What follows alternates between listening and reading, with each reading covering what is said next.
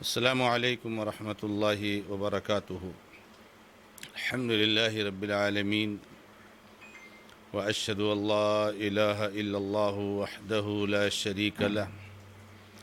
واشہد ان محمدا عبدہ ورسولہ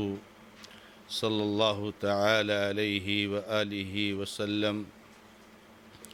اعوذ باللہ من الشیطان الرجیم، بسم اللہ الرحمن الرحیم۔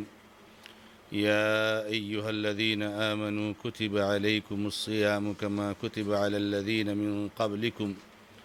لعلكم تتقون أياما معدودات فمن كان منكم مريضا أو على سفر فعدة من أيام أخر وعلى الذين يطيقونه فدية طعام مسكين فمن تطوع خيرا فهو خير له وأن تصوموا خير لكم إن كنتم تعلمون۔ معزز و موقر ناظرین و ناظرات، اللہ رب العزت کے فضل و کرم سے رمضان المبارک میں درس قرآن کا یہ سلسلہ چل رہا ہے۔ گزشتہ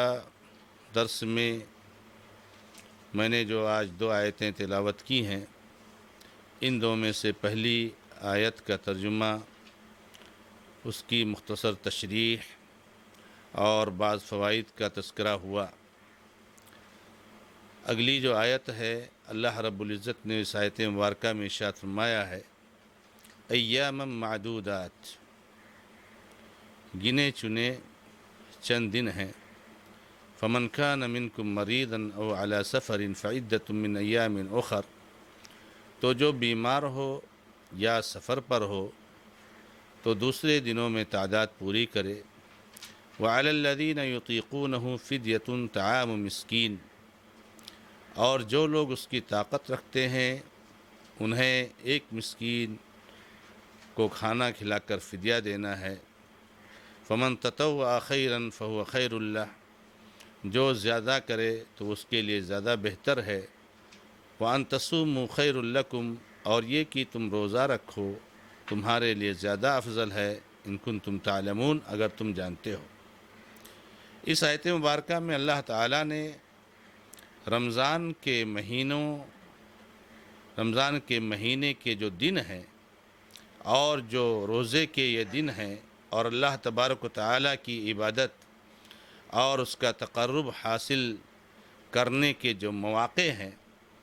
اور رمضان کے مہینے میں اپنی گردنوں کو آزاد کرنے کا جو اللہ نے موقع فراہم کیا ہے، اور جو یہ روزے کے ایام ہیں، ان کے بارے میں اللہ رب العزت فرماتا ہے، ایام معدودات، چند گنے چنے دن ہیں۔ یہ اس بات کی طرف اشارہ ہے کہ تم انہیں غنیمت سمجھو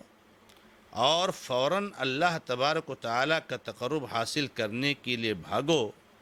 اس لیے کہ یہ موقع تمہارے لیے بہت معمولی ہے۔ اس سے یہ پتہ چلتا ہے کہ رمضان کے یہ دن اور رمضان کا جو یہ موقع ہے، یہ چند روزہ ہے۔ جب رمضان کا مہینہ شروع ہوتا ہے تو انسان کو ایسا لگتا ہے کہ 1 مہینہ ہم کو روزہ رکھنا ہے، اور 1 مہینہ ہمیں اللہ تبارک تعالیٰ کی عبادت میں خوب زیادہ محنت کرنی ہے۔ ایسا لگتا ہے کہ ہمارے پاس کافی دن ہے، لیکن جب یہ مہینہ شروع ہوتا ہے تو ہر آدمی اس کو محسوس کرتا ہے کہ کتنی تیزی کے ساتھ یہ مہینہ گزرتا ہے، اور کس طریقے سے دیکھتے ہی دیکھتے مہینہ ختم ہو جاتا ہے۔ اور جب مہینہ ختم ہوتا ہے تو انسان کو یہ محسوس ہوتا ہے کہ واقعی بہت معمولی دن تھے، بہت چند دن تھے، چند گنے چنے دن تھے، کس تیزی کے ساتھ گزر جاتا ہے۔ آدمی کے سوچتے سوچتے یہ مہینہ نکل جاتا ہے۔ اب دیکھیے، آج ہم اور آپ سب چوتھا روزہ رکھے ہوئے ہیں۔ ابھی ایسا لگ رہا ہے کہ ہم ایسی گفتگو کر رہے تھے کہ رمضان میں ماحول کیسا ہوگا، رمضان میں کیا حالات ہوں گے، رمضان آنے والا ہے، اور آج رمضان گزر رہا ہے تیزی کے ساتھ، 4 دن اس کے گزر رہے ہیں۔ تو اسی کو اللہ تعالیٰ نے کہا ہے کہ ایام معدودات، کہ ان میں محنت کرنے کے تعلق سے زیادہ سوچو مت،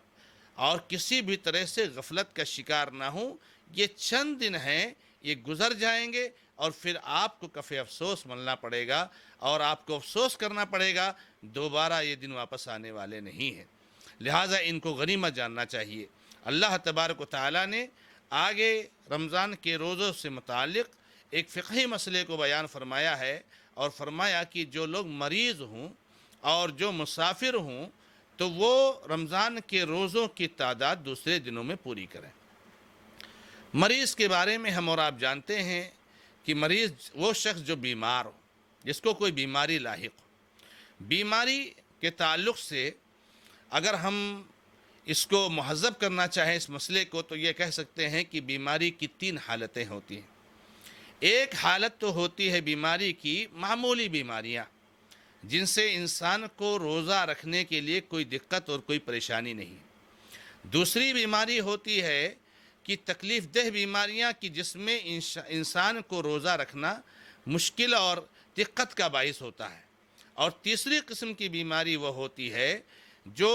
ایسی بیماری ہوتی ہے جس سے شفا یابی کی امید نہیں ہوتی، جس کو ہم مرض مزمن کہتے ہیں۔ یعنی ایسی بیماری، ویسے تو اللہ رب العزت اس بات پر قادر ہے کہ ایسی بیماریاں جس کے بارے میں ڈاکٹروں کا یہ کہنا ہے کہ اس کی دوائیں نہیں ہیں، اللہ تعالیٰ اپنے کرم سے شفا دے سکتا ہے۔ لیکن ایک اندازہ ہوتا ہے اور ایک جو ہے کیا نام ہے، یہ وہ ہوتا ہے، سوچ ہوتی ہے کہ اس بیماری سے شفا یابی اب مشکل ہے۔ تو جو معمولی بیماریاں ہوتی ہیں، چھوٹی موٹی، کہیں ہلکا سر درد ہو گیا، کہیں جسم کے کسی حصے میں معمولی درد ہے، کہیں اس طریقے سے چھوٹی موٹی معمولی بیماریاں، تو ظاہر سی بات ہے، سمجھ میں آتی ہے بات کہ اس کی وجہ سے جو ہے کیا نام ہے روزوں کو چھوڑ دینا یہ تو مناسب نہیں ہے، آدمی کو روزے رکھ لینا چاہیے۔ ہاں، اگر بیماری سے اس کو تکلیف ہے اور روزہ رکھنے میں اس کو دقت کا سامنا کرنا پڑ سکتا ہے، تو اللہ تعالیٰ نے ایسے لوگوں کو رخصت دی ہے کہ آپ روزہ نہ رکھیں۔ کسی کو شدید بخار ہو گیا، کسی کو جو ہے کیا نام ہے اور کسی طرح سے اسہال اور اس طرح کی دوسری بیماریاں ہیں، تکلیف دہ بیماریاں ہیں، آدمی پریشان ہے، بہت سخت درد، دانت میں درد، آنکھ میں درد، کان میں درد، اس طریقے سے انسان کو دوائیں لینی پڑتی ہیں، کچھ کھانا کھانا پڑتا ہے۔ تو ایسی چیزیں جو ہے، ایسی بیماریاں جس سے انسان کو تکلیف کا سامنا ہو، اور کچھ جو ہے کیا نام بیماری کی وجہ سے اس کے کھانے اور پینے کا نظم ہو، تو اللہ تبارک و تعالیٰ فرماتے ہیں کوئی بات نہیں ہے، آپ روزہ نہ رکھیے، لیکن ایسے شخص کو لازمی طور سے رمضان کے بعد جو ہے کفارہ دینا، روزہ کی قضا کرنا ہے، کفارہ نہیں دے سکتا ہے۔ ہمارے بہت سارے بھائیوں کے ذہن میں نامعلوم یہ بات کیسے آ گئی ہے کہ جب ہم روزہ نہ رکھ پائیں کسی عذر کی وجہ سے رمضان میں، تو ہم اس کا فدیہ دے دیں، ہم اس کا کفارہ دے دیں۔ میرے بھائیوں، ہر آدمی کو کفارہ دینے کی اجازت نہیں ہے۔ تو ایسی بیماریاں جو مرض مزمن میں نہیں آتی ہیں، جن سے شفا یابی کی امید ہے اور 2-4-6 دنوں میں آدمی شفا یاب ہو جاتا ہے، ایسی بیماریوں کے آنے پر آدمی روزہ نہ رکھے، اور یاد رکھیں کہ ایسے وقت میں اس کو روزہ نہ رکھنا ہی بہتر ہے۔ اس لیے کہ آدمی کو اپنے آپ کو تکلیف میں ڈالنا، اپنے آپ کو مشقت میں ڈالنا، یہ اللہ تبارک و تعالیٰ کو پسند نہیں ہے۔ اور اللہ رب العزت جب رخصت دیتا ہے، تو مسند احمد کی روایت میں ہے کہ جب اللہ تبارک و تعالیٰ رخصت دیتا ہے تو اللہ تعالیٰ چاہتا ہے کہ اس کی رخصت پر عمل کیا جائے۔ جس طریقے سے اللہ تبارک و تعالیٰ چاہتا ہے کہ اس کے فرائض اور واجبات پر عمل کیا جائے، ایسے رخصتوں پر بھی عمل کرنے کو اللہ تعالیٰ پسند کرتا ہے۔ تو ایسے شخص کو جو بیمار ہو، اس کو رخصت ہے کہ وہ روزہ نہ رکھے، اور بعد میں وہ روزہ تعداد پوری کر لے۔ جیسے 5 دن کا روزہ نہیں رکھے تو 5 دن بعد میں پورا کر لیں، 4 دن نہیں رکھے، 6 دن نہیں رکھے، جتنے دن آپ نے روزہ نہیں رکھا آپ اتنے دن بعد میں روزہ رکھ لیں۔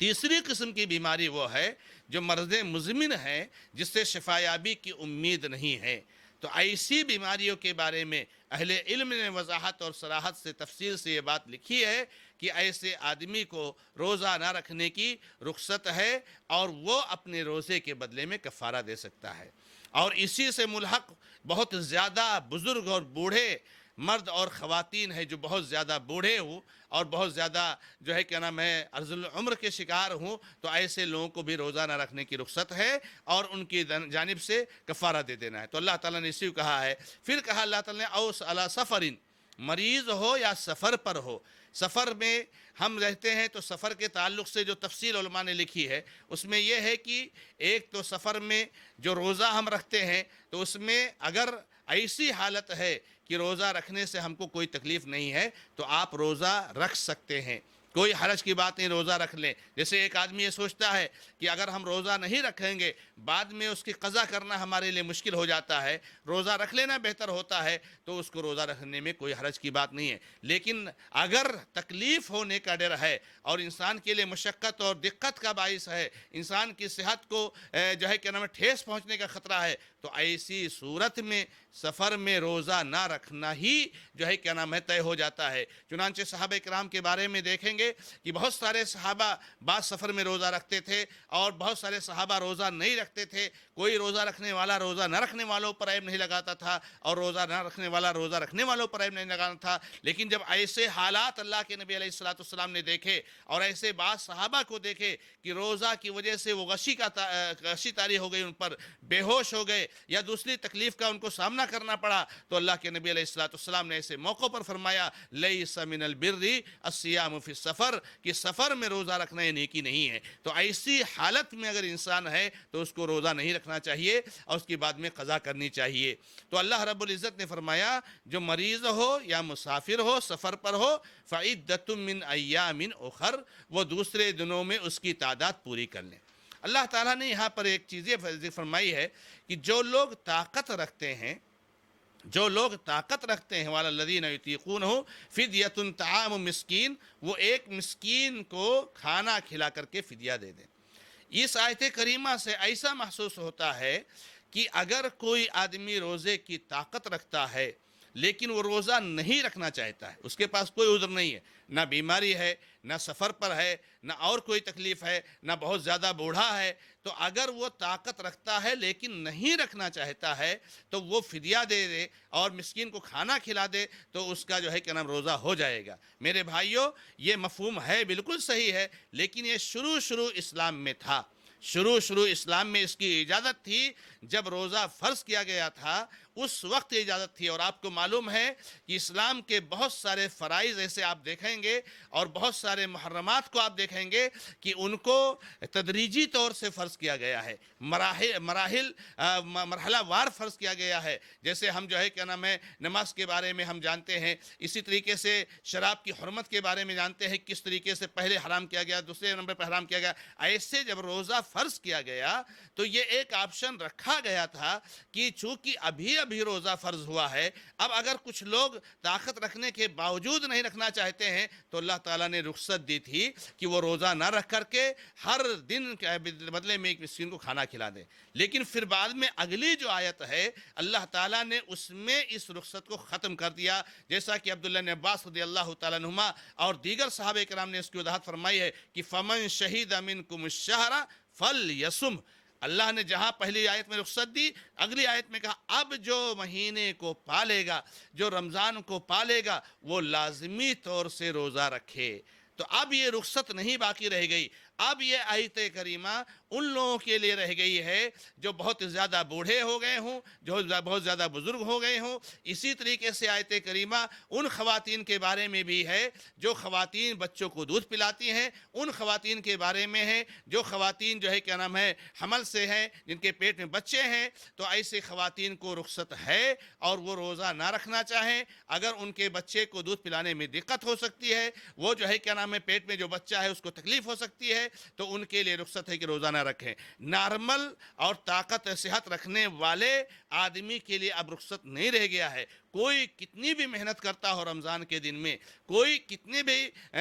بھی مشغولیت والے کام میں رہتا ہو، کوئی کہیں کسی بھی مشغولیت میں رہتا ہو، یہ سوچے کہ میں روزہ نہ رکھ کر کے بغیر عذر کے وہ بعد میں فدیہ دے دے گا یا ہر دن کے بدلے مسکین کھانا کھلا دے گا، اس کا روزہ کا کفارہ ہو جائے گا، تو یہ ناممکن ہے، نہیں ہو سکتا ہے۔ تو اللہ رب العزت نے اس رخصت کو اگلی آیت سے ختم کر دیا۔ تو اللہ تعالیٰ نے فرمایا وَعَلَى الَّذِينَ يُطِيقُونَهُ فِدْيَةٌ طَعَامُ مِسْكِينٍ فَمَن تَطَوَّعَ خَيْرًا فَهُوَ خَيْرٌ لَهُ، یعنی اللہ نے ایک مسکین کو کھانا کھلانے کے لیے کہا ہے، لیکن آپ اور زیادہ کھلا دو تو اور اچھی بات ہے۔ جیسے جو عورتیں دودھ پلانے والی ہیں، جو عورتیں جن کے پیٹ میں بچے ہیں، حمل سے ہیں، یا جو بہت زیادہ بزرگ ہیں، بوڑھے ہیں، جن کو شریعت اسلامیہ نے رخصت دی ہے کہ وہ روزہ نہ رکھ کر کے وہ جو ہے فدیہ دے دے، تو ان کے بارے میں ہے کہ ہر دن کے بدلے میں ایک مسکین کو کھانا تو کھلانا ہی کھلانا ہے۔ لیکن اگر آپ 2 مسکین کو کھانا کھلا دیے آپ 3 مسکین کو کھانا کھلا دیجئے، آپ 4 مسکین کو کھانا کھلا دیجئے، فمن تطوع خیرا فہو خیر اللہ، اگر آپ اور زیادہ کرتے ہیں نیکی کام میں تو بہت اچھی بات ہے، لیکن اللہ تعالیٰ نے وہاں پر بھی کہہ دیا تھا، شروع میں بھی کہہ دیا تھا، جب یہ رخصت تھی کہ جو روزہ نہیں رکھنا چاہتے وہ کھانا کھلا دیں، اللہ نے کہا وَأَن تَصُومُوا خَيْرًا لَكُمْ، کہ اگر تم روزہ رکھو تو یہ تمہارے لیے زیادہ بہتر ہے۔ یعنی روزہ رکھنا اس وقت بھی جب اللہ تعالیٰ نے رخصت رکھی تھی کہ وہ روزہ نہ رکھنا چاہیں تو نہ رکھیں، لیکن یہ کہا تھا کہ روزہ رکھنا تمہارے لیے زیادہ بہتر ہے۔ اس سے پتہ یہ چلا کہ اس وقت بھی یہ چیز اللہ نے واضح کر دی تھی کہ گرچہ ہم نے رخصت دے دی ہے تم کو، لیکن روزہ رکھنا زیادہ افضل اور بہتر ہے، کیونکہ روزے کا جو ثواب ہے اور روزے کا جو اجر ہے وہ جو ہے کیا نام ہے زیادہ بڑھا ہوا ہے۔ اس لیے فدیہ دینے سے جب اسلام میں رخصت کے معاملہ تھا تو اس سے وہ جو ہے ثواب نہیں مل سکتا۔ اللہ نے فرمایا ان کنتم تعلمون وان تصوموا خیر لکم ان کنتم تعلمون، اگر تمہیں علم ہے۔ تو اس آیت کریمہ میں اللہ تبارک و تعالیٰ نے جہاں پر ہمیں اور آپ کو یہ بتایا کہ یہ رمضان کے دن بہت معمولی ہیں، اس اسلوب سے اور اس تعبیر سے اللہ تعالیٰ نے ہمیں ترغیب دلائی ہے کہ آپ خیر کے کام میں پیچھے نہ رہیں اور تیزی کے ساتھ آپ بڑھیں۔ اسی طریقے سے مریض کے تعلق سے، مسافر کے تعلق سے اللہ رب العزت نے مسئلہ بیان فرمایا، اور شروع اسلام میں جو تھوڑی سی رخصت تھی اللہ تبارک و تعالیٰ نے اس کا تذکرہ فرمایا۔ رمضان کا یہ مہینہ گزرتا جا رہا ہے، میں آپ تمام احباب سے یہ گزارش کروں گا کہ میرے بھائیوں بڑی تیزی کے ساتھ یہ چند گنے چنے دن گزرتے جا رہے ہیں، ہم اور آپ اللہ تبارک و تعالیٰ کو خوش کرنے کے لیے اتنی ہی تیزی کے ساتھ لگ جائیں۔ اللہ رب العزت سے دعا ہے کہ رب العزت ہمیں اور آپ کو غفلت اور سستی سے بچ کر کے اور ہٹ کر کے خوب زیادہ محنت کی توفیق عطا فرمائے۔ هذا ما عندي والله تعالى عالم والحمد لله رب العالمين وصلی اللہ علی محمد وسلم تسلیما کثیرا۔